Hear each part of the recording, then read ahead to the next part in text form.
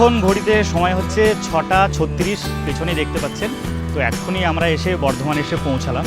তো আপনাদেরকে প্রথমেই বললাম যে আজকে আমি যাচ্ছি হচ্ছে মাইথন, আর মাইথন পৌঁছাতে গেলে আমাকে প্রথমে পৌঁছাতে হবে হচ্ছে কুমারডুবি বা বরাগড়। যে কোনো একটা স্টেশনে নামলেই আপনারা মাইথন ড্যাম কাছেই পেয়ে যাবেন। তো আজকে এই বর্ধমান থেকে আমি ট্রেন ধরবো হচ্ছে ব্ল্যাক ডায়মন্ড এক্সপ্রেস, যেটি হাওড়া থেকে ছাড়ে প্রত্যেক দিন সকাল 6:15। আর বর্ধমানে ঢোকার টাইম হচ্ছে 7:46। 22387 ব্ল্যাক ডায়মন্ড এক্সপ্রেস আমাদের বর্ধমানে ঢোকার টাইম ছিল হচ্ছে 7:46, আর এখন ঘড়িতে সময় হচ্ছে 7:57। তো কিছুক্ষণ লেটেই ট্রেন ঢুকলো, আর 8:01 আমাদের ট্রেন ছেড়ে দিল বর্ধমান স্টেশন থেকে।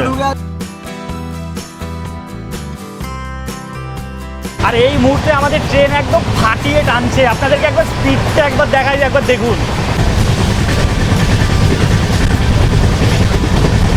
আর এই ট্রেনের কোচের ব্যাপারে আপনাদেরকে একবার বলে দিই, এই ট্রেনে মোট জেনারেল কামরা আছে হচ্ছে 10টা, আর এসি চেয়ার কার আছে হচ্ছে 2টো, আর নন এসি চেয়ার কার আছে হচ্ছে 6টা।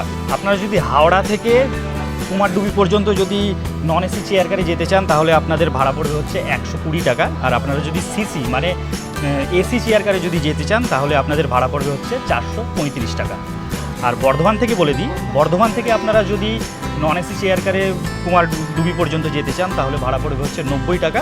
আর আপনারা যদি সিসি অর্থাৎ এসি চেয়ার কারে যদি যেতে চান তাহলে আপনাদের ভাড়া পড়বে হচ্ছে 315 টাকা। আর আপনাদের সিট ভাগ্যক্রমে যদি কামরার মাঝখানে পড়ে তাহলে এই রকম একটা ফেসিলিটি পাবেন, ওইদিকে একটা টেবিল, এইদিকে একটা টেবিল।